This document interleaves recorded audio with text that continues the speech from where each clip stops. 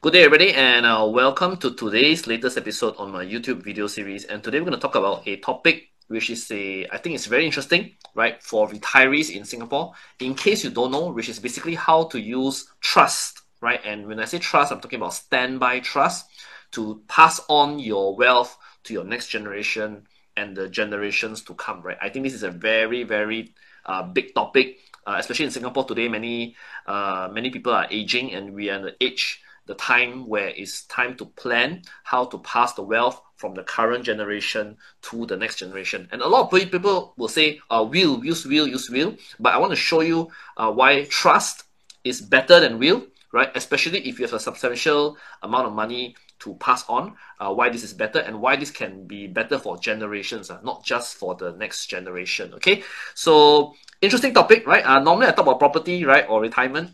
Then I think this is a retirement related topic, but let's see. I think you will find this video very, very useful. Please watch to the end, okay? And as per usual, let's start this with an introduction on myself. Director of Alpha Marketing, Ryan Speak, Malaysian. So my name is Ryan. What's that, Ryan? 6,000 incoming supply in Johor. This is thank you all. I'm writing thank you for attending today's presentation on Skandar, Malaysia. So my name is Ryan Khoo. I'm a Malaysian. I'm a Singapore PR. I've been in Singapore since 2009. I lived here for a very long time, so I'm a semi-Singaporean in many, many ways. I'm most known for talking about property investment. I've been on ST Property, I've been on HProp, I've been on Property Guru, many property luminaries on stage. I've spoken topics about property investment in Singapore as well as in Malaysia, right? I'm a property investor. I buy, sell properties as an investment, right? I do own a substantial number of rental properties in Singapore and Malaysia. So but today we're going to talk about trust. And before I do that, let me have a disclaimer, because I am not a licensed financial practitioner in Singapore, right? I am not a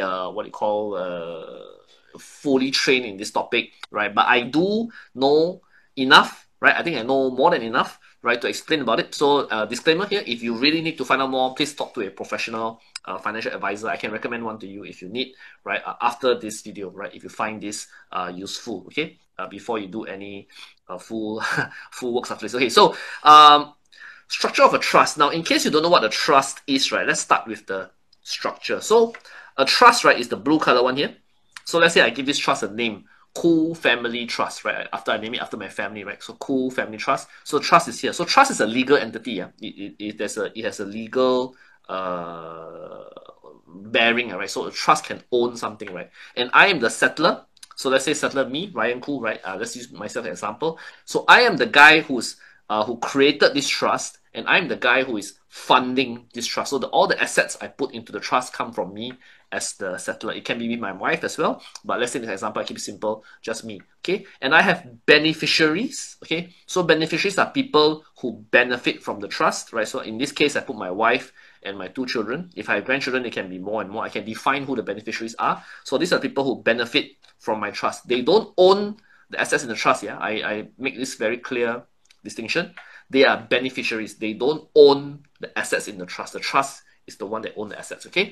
So I also have a trustee, right? So a trustee is a person, or usually it's an institution, right, or a company, licensed. Usually in Singapore, all trustees are licensed by MAS. So the trustee manages the trust on my behalf, okay? So again, the trustee manages the trust, right? And normally we have another person here, we call it the guardian or protector, right? Generally, the role is to help advise the trustee based on my wishes as a settler, right? So normally the guardian protector is a family friend, right? It can be family members, like if I have brothers, which I want to trust them.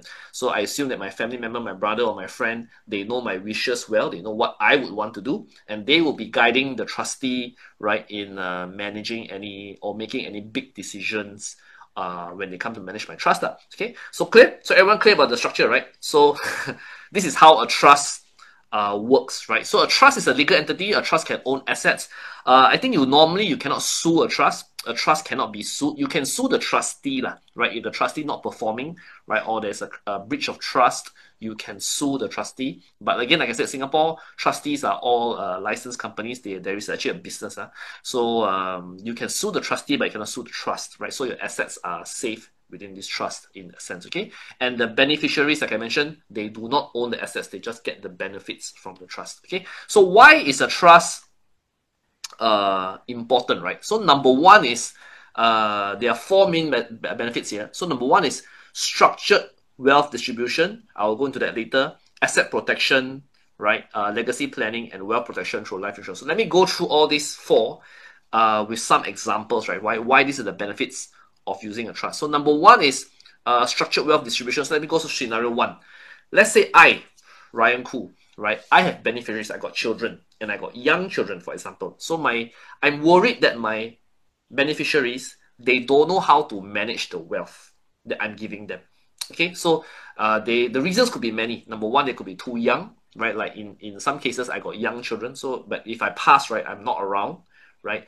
I don't know, my children are too young to have the money, right? To know what to do with the money. Number two is I may not trust them. Okay, so it could be scenarios where I have maybe children don't listen to me, or I have beneficiaries that are not capable, right? They could be mentally incapacitated, for example. So I don't trust them, or they cannot be capable to manage the wealth. Or number three, I could have children who simply have no interest, right? I could have maybe my kids, right? They want to go and play music, travel the world. They have totally no interest in managing the money, right?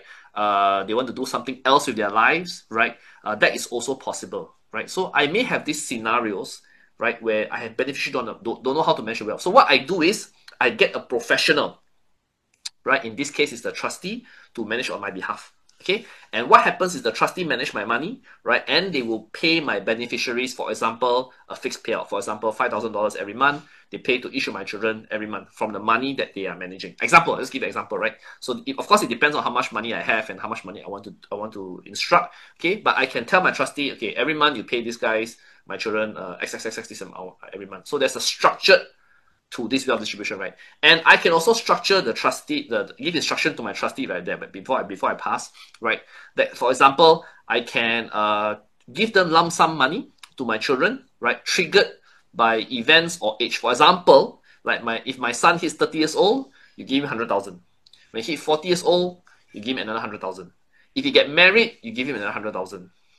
You know, there's this kind of rules that I can put in place in my letter. Like I can have a set instructions I give the trustee, right? Based on this, these triggers, right? You can give money to my children. So why you do this? Because you want to avoid what we call the windfall effect, the lottery effect, right? Because some people, if my children is young, 30 years old, right? Suddenly he get $3 million.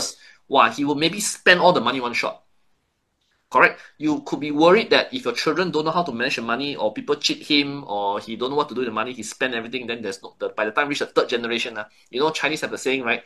Wealth doesn't last beyond 3 generations, right? So if you give your second generation too much money one shot, don't you worry that they may burn away everything? So you may structure the wealth distribution, right, based on age or based on events, right, so that he don't have this toto or lottery effect, right? And by the time he get the money, he is more mature, right, and able to manage the money better. So this is one benefit, right, which is structured wealth distribution. So who controls this distribution? You lah. I as a settler, because I'm the one that fund it, right? So I already given instructions to my trustee. This is how you're going to distribute the money later after I die lah. Okay, so this is benefit number one. So scenario number two is like in Singapore, right? At least in Singapore, a trust that owns the property, right, does not count as ABSD for children. Okay, so for example, if I have a fully paid off condo in Singapore, once I pass away, I transfer this property to the trust,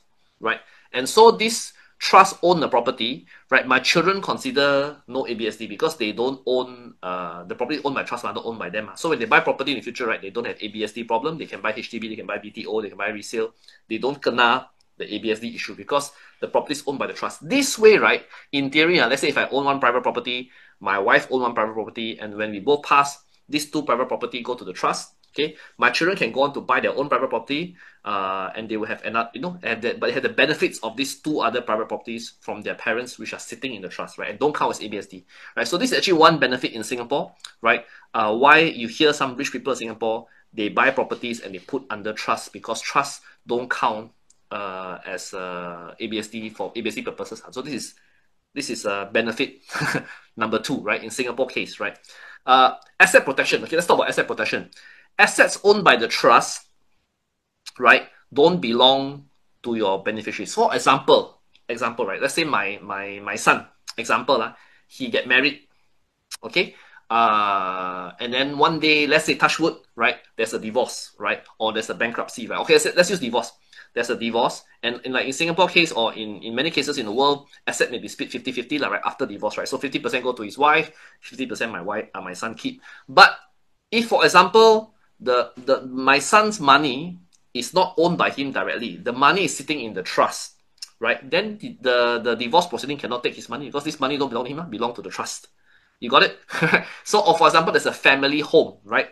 If my son has a family home, right, that he share with the wife, but this family home is not owned by my son, it's actually owned in the trust, right? Then his wife, in case of divorce, cannot take this family home because it's belonged by the trust. My son is only a user, only a beneficiary from this property. Same thing for bankruptcy, right? So if my son may be personally bankrupt, right, but he still have access to assets or benefits from the assets sitting in the trust, because that is in the trust, not by him. So there's this asset protection element. So what I'm saying here, key assets, right, important assets, right, like you deem a family home, right, large sums of money, they are not owned by my beneficiaries directly, they are part under the trust, right? Of course, they can get the benefits, dividends, rental income, etc., but they are not held by my beneficiary directly, they sit in the trust. So in this, or even shares, if I own a business, right, let's say I own 20% shares of OCBC Bank, example, right, let's say I'm a big shot, right, I own 20% shares in OCBC Bank, or my own business, right, I own 30-40% in whatever family business. These shares sit in a trust so that they can never be at risk by my beneficiaries, in case my beneficiaries screw up. Okay, so there's an asset protection element to it. Okay, clear? Right?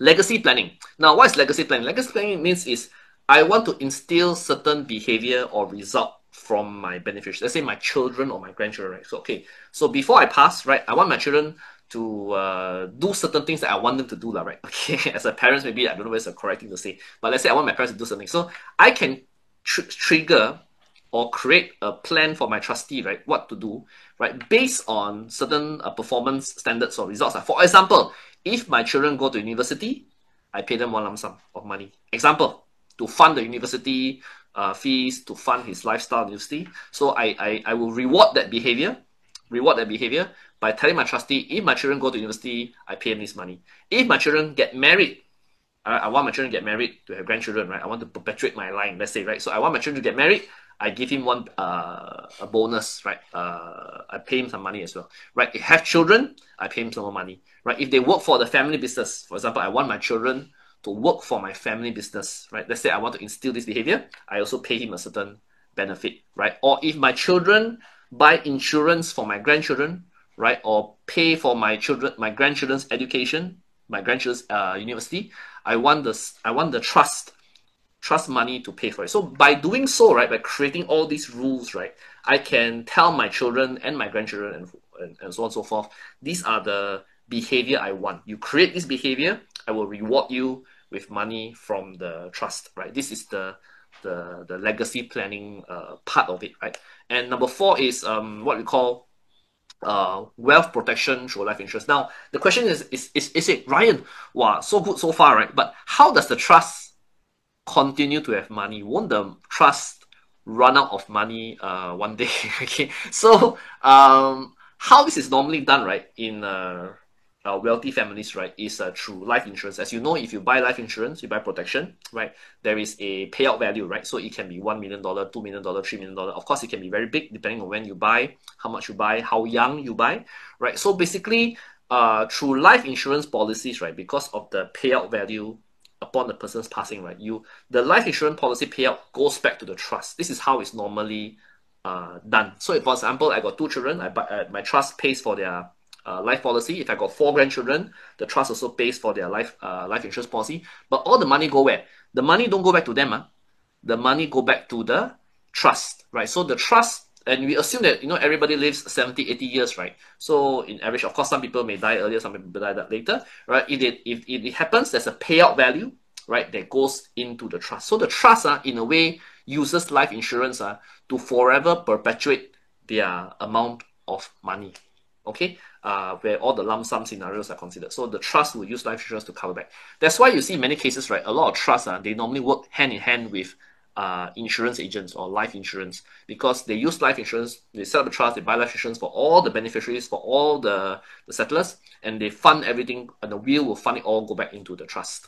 Okay, that's where the trust gets its money to continue. So what happens when you do this, right, is your trust can last generations. This is what I mean by generational wealth. You make the family rich, right? In the first place, you are generation 1. You make the family rich either through maybe business or very good property investments. You become rich, right? And then you want to make sure this wealth lasts a long time, if you can, for many generations, right? So you do this model, right, where life insurance pay back into the trust, right, so that this trust will always have money to continue to support your descendants for generations to come. Okay, got it? So this is the idea, right? So talk about fees. So how much does this cost? So in Singapore, right, trustee companies are licensed by MAS, right? So they are not any fly-by-night person can become trustee. If they are licensed by MAS, you cannot offer trustee services if you're not professional. And normally all these trustee companies, they have many layers of audit and controls to make sure that they don't do stupid things, right? Okay, so normally in Singapore, I think the fees for trustee is around 0.5% per annum. So of the amount of money that they manage, right, they take 0.5%. Okay, and it can differ, it can go lower if the money is very high, right? And for physical assets like property, right, sometimes they take up to 5% of the property value for it, right, to manage, right? So in a way, it's better for what do you call that? Liquid assets, right, rather than physical. Okay, they don't assume that it goes with physical assets, because physical assets are of course more troublesome to manage. Okay, so how does the trustee normally manage the money, right? Typically, you give instructions to the trustee, right? Okay, I got, let's say, $10 million. How do you manage the $10 million, right? Cash equivalents, right? So they will tell them, example here in this case, I'm putting 70% you buy index funds, 20% you put fixed deposits, right? 10% you can buy the higher risk, higher return product, maybe in private equity or invest in businesses, right? 10% there. So you can set a rule, right, for your trustee to follow. So your trustee actually, he follow instruction 1. Okay, based on what you have told him, your trustee will do their best to follow, right? And normally you will do it in a very conservative manner. Normally most people will not say, please go and put 100% of your money in Bitcoin. Very rare people will do that. Okay, but generally the idea is to maintain as per inflation rate, right, or beat inflation rate a bit better. That's why you see a lot of money tend to go into mutual funds or index funds, right? And then the trustee take 0.5% of that for managing your money, right? And if you have business shares, right, normally the shares in the business, right, then depending on what business it is, the trustee may appoint a professional manager to run that business. Okay, so that's the idea of the cost of the trustee, the average cost of the trustee lifestyle. So I give you one example, right? Say, Ryan, now at the stage, what kind of instructions can I give? Right, I'm maybe stirring your imagination, right? What can a trustee instructions can be? So actually, when you prepare a trust, right, a standby trust, normally you have a letter, right, or a document that you write out all the instructions that you want. This can take a lot of time because it's not something so simple, right? Not so straightforward. As a person, if you have wealth, you have to sit down and slowly think down what you exactly want to do, right? So this instruction list can be quite long, can take a lot of time to figure it out. But of course, ultimately it has to be done. You have to do it. You don't do it, then how the trustee operate, right? So I give you an example, right, in this slide, right? So I may say that upon my passing, right, from my trust, right, I want to pay my wife $10,000 every month until she die, right? My children will get $5,000 every month until they die. But once my children hit 21 years old, I will give them $10,000 per month. Example, right? So I can be this specific, right? I want my trust to pay for all my children's, my grandchildren's education expenses. So I want them to go to university. So I don't want them to be worried or university no money or whatever. So I say that trust will pay for all schooling expenses, right? Or university expenses. I can probably set up to PhD or up to a degree. I can indicate over here, right? I can indicate like children get lump sum payouts, $100,000 at every 10 years, right? So I assume as my children get more mature, right, they need a bit of money in life, I just keep them 100,000 at this age, right? This example, right?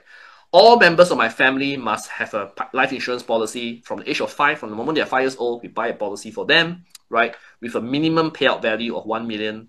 I probably should be more specific, maybe 5 million, 10 million, right? Buy high, right? Because I said there's a benefit for buying high life insurance here. So I can set this rule, right? Any member who works in a family business, right? If I have a family business, I will receive a lump sum payout after 3 years employment, right? This is to encourage family members to work in a family business, right? And I can also set what I call trust review points. So every 20 years, right, I will decide who are the people in my family, right, or my descendants who will sit down and review the trust, because trust need to be reviewed, right? So I put here every 20 years.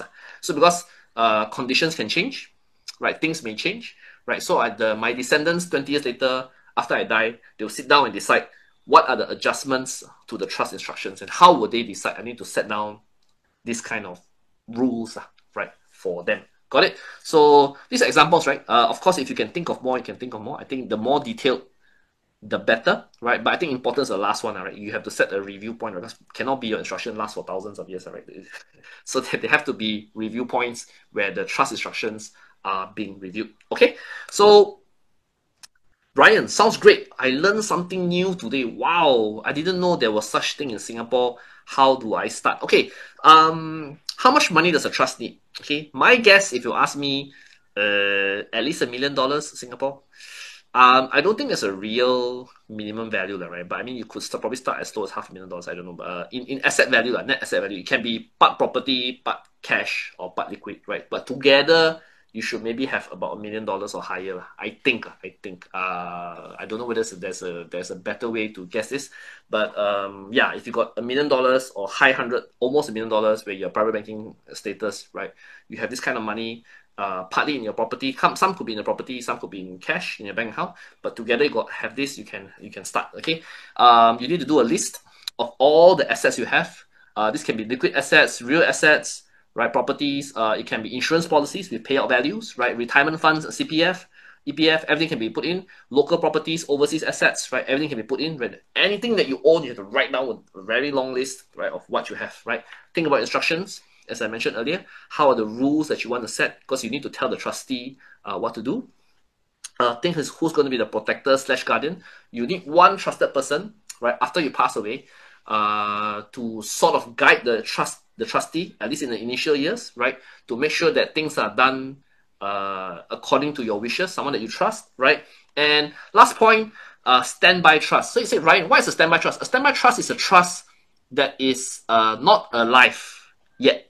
I repeat now, standby trust is a trust that is not alive. The trust is like dormant. It's waiting for you to die. Okay, in the 难听讲, it's waiting for you to pass. When you pass, the trust become active.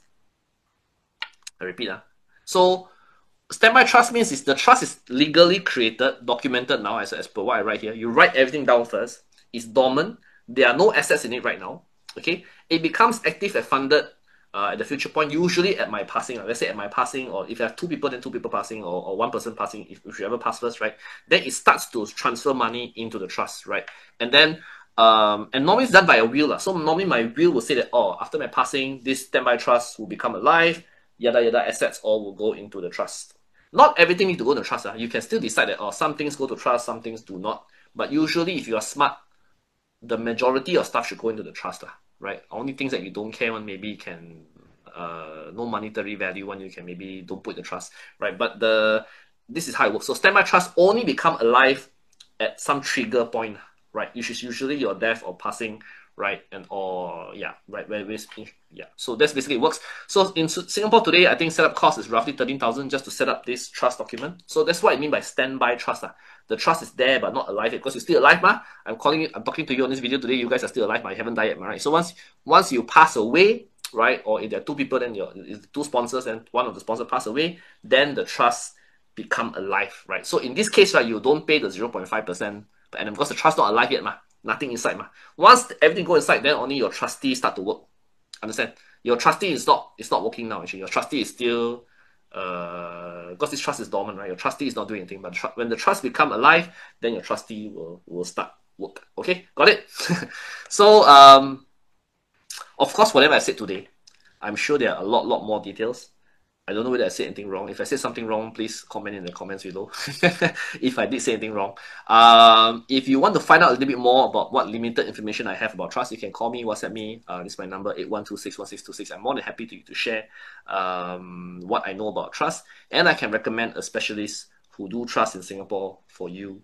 If you want to talk to a specialist, I can recommend a specialist to you, right? Of course, all this is PNC, right? Of course, I'm not supposed to know all the details, right? But if you want to talk to a trust specialist, I can recommend a trust specialist in Singapore to you. Okay, so that's it. Thank you very much for this video. Do like, share, subscribe. I hope you learned something. I talked to many retirees in my line of work, right? Because we sell a lot of property, and a lot of people buy property today are retirees, right? And we always talk about, oh, if I pass in this property, go how, right? And we talk about will. Then I realized actually a lot of people don't know about trust. Trust is a topic in Singapore, right? Some people know, but a lot of people don't know. So I thought I'd do this video. I always thought about myself, hey, this trust video is nice. I should talk about it one day, right? And create more awareness around it, right? I feel it deserves a lot more awareness, especially in this age, like I said, where a lot of people are doing the wealth transfer from generation to the next generation, right? And what I'm trying to say is, don't just think about one generation,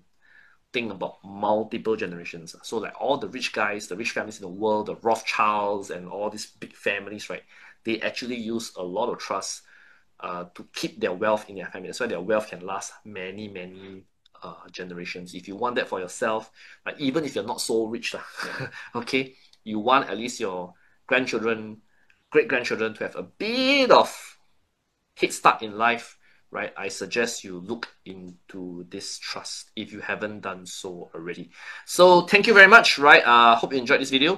Do like, share, and subscribe, right? And we'll create more content for you that you guys enjoy about property investment, about retirement in Singapore and Malaysia. Thank you very much. Leave your comments below in the comments. I'm more than happy to talk to you via comments or via WhatsApp. You can call me directly as well. Thank you very much, and bye-bye.